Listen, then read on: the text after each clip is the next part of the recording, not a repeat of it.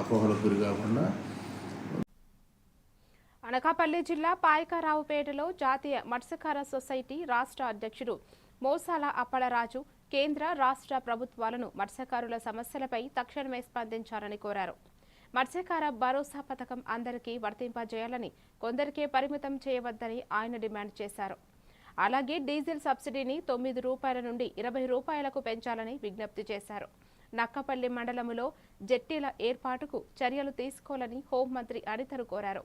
ఉప ముఖ్యమంత్రి పవన్ కళ్యాణ్ రాష్ట్ర వ్యాప్తంగా మత్స్యకారులకు పిఠాపురం తరహాలోనే 90% రాయితీ ఇవ్వాలని ఆయన కోరారు.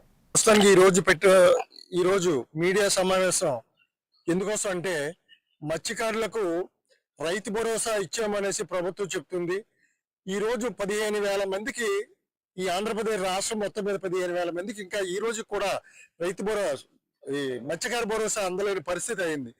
ఈవేళ మత్స్యకార భరోసా ఇచ్చామని అంటున్నారు, అనేక రకాల నిబంధనలు పెడుతున్నారు. ఎలాంటి నిబంధనలు లేకుండా ఇమీడియట్లీగా మత్స్యకార భరోసాని ఇవ్వాలనేసి మిగిలిపోయిన వాళ్ళందరికీ ఇవ్వాలని కోరుకుంటూ, అలాగే ఈ రోజు డీజిల్ రేట్లు బాగా పెరిగిపోయాయి కనుక పదకి ఎలాంటి నష్టం లేకుండా చూడాలని ఇది రెండో డిమాండ్ గా మేము పరిగణలోకి చేస్తున్నాము. అలాగే ఇంకోటి, ఈ రోజు పవన్ కళ్యాణ్ గారు పిఠాపురం నియోజకవర్గంలో ఉప్పాడ గ్రామంలో 90% అంటే 90% సబ్సిడీ మీద ఇంజిన్స్ ఇచ్చారు.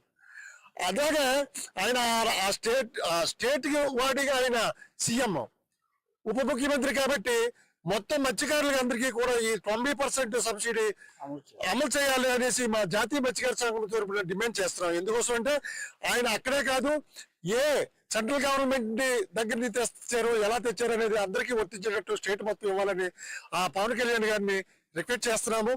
అలాగే ఈరోజు మత్స్యకారులకి